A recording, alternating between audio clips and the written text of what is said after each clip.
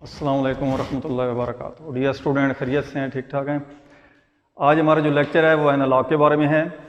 इससे पहले 7 lecture deliver हो चुके हैं।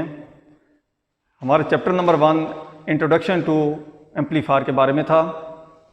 आज हमारा जो टॉपिक है वो है बायसिंग टेक्निक।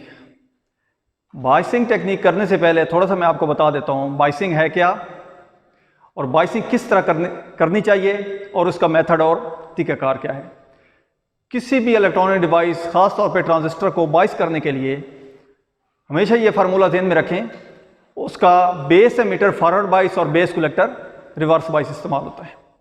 लेकिन ये बायसिंग करने के बाद बायसिंग के मुख्तलिफ तरीके होते हैं, क्योंकि उसमें हमने क्यू पॉइंट को स्टेबल करना होता है, क्यू पॉइंट को कंट्रोल करना होता है। थोड़ा सा मैं आपको इंट्रोडक्शन करवा देता हूँ। उससे पहले क्यू पॉइंट क्या है, लोड लाइन क्या है, सैचुरेशन पॉइंट क्या होता है और कट ऑफ पॉइंट क्या है। तो डियर स्टूडेंट, अब हम आते हैं अपने लेक्चर की तरफ। हमारा आज टॉपिक है बायसिंग टेक्निक है, जिसमें इसके 4 मेथड यूज किए गए हैं: collector, emitter, voltage divider and base biasing. Collector biasing में कलेक्टर के थ्रू बायसिंग की जाएगी।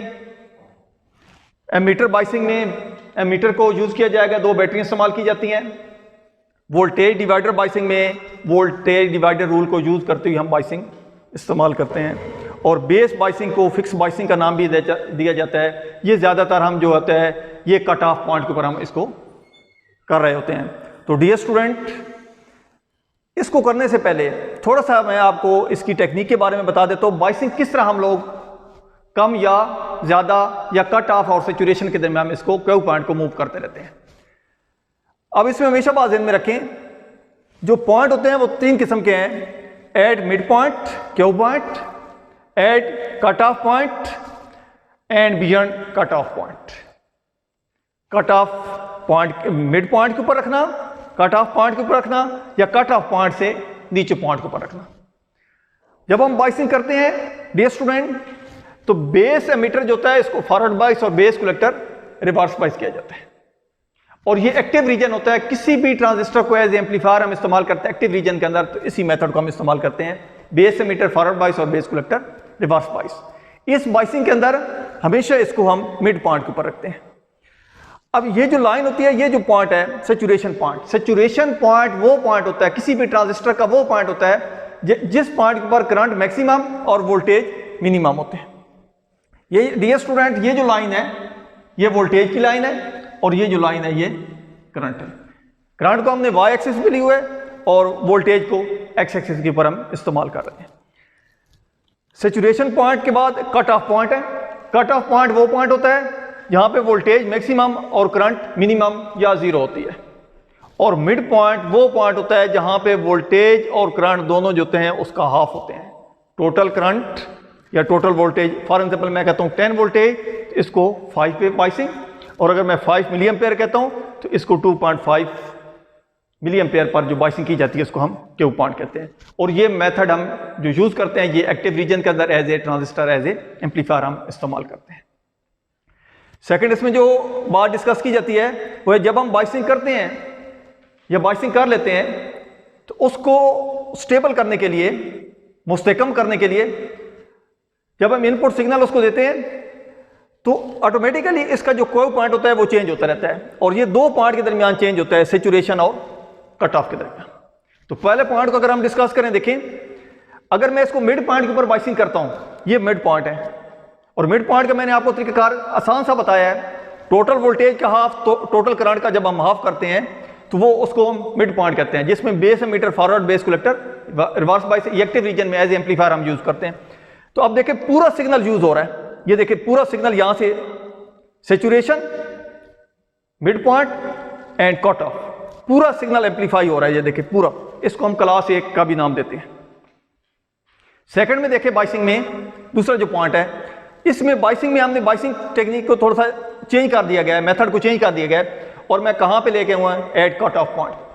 जब मैं कट ऑफ पॉइंट के ऊपर लेकर आता हूं, कोई भी पीएन जंक्शन होता है उसको ऑफ स्टेट से ऑन स्टेट में जाने के लिए सिलिकॉन का होगा तो 0.7, जर्मीनियम का होगा तो 0.3 वोल्टेज उसको दरकार है।